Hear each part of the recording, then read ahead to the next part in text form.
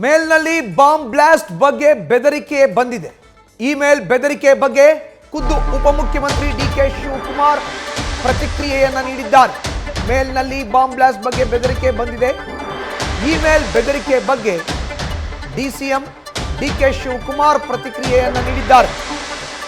CM ಮತ್ತು DCM ಕಚೇರಿಗೆ ಬೆದರಿಕೆ ಬಂದಿದೆ.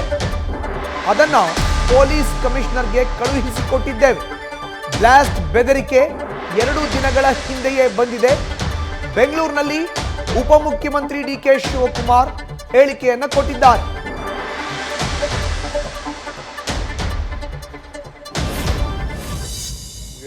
ಮೇಲಲ್ಲಿ ಬಂದಿದೆ, ಸಿಎಂಗೂ ಮೇಲಲ್ಲಿ ಬಂದಿದೆ.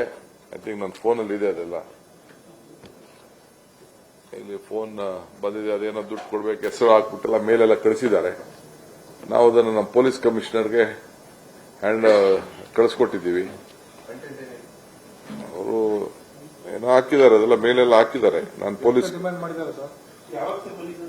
ನಿನ್ನೆಲ್ಲ ಮೊನ್ನೆ ಬಂತು, ಆದ್ಮೇಲೆ ಬಂತು. ನಾವು ಅದನ್ನ ನಮ್ಮ ಪೊಲೀಸ್ ಕಮಿಷನರ್ಗೆ ಕಾನ್ಫಿಡೆನ್ಷಿಯಲ್ ಕಳಿಸ್ಕೊಟ್ಟು, ನೀವು ಕೇಳ್ತಾ ಇದ್ದೀನಿ, ನಾ ಹೇಳ್ತಾನೆ ಇರ್ತಿಲ್ಲ. ಅಲರ್ಟ್ 1 ಯಾವ್ದು ಶಾಹಿದ್ ಖಾನ್ 100786 ಅಂತ ಏನ್ ಹೇಳಿದಾನೆ. Alert 1, we are your thoughts on the movie trailer. If you don't provide us $2.5 million, we will cause large explosion on buses, trains, taxis, temples, hotels and public areas throughout Karnataka. Alert 2, we want to show you one more trailer. We are going to explore the next one in the Ambari Utsav bus. After the Ambari Utsav bus blast, we will raise our demands on social media and we will upload screenshots of the mail sent to you on social media.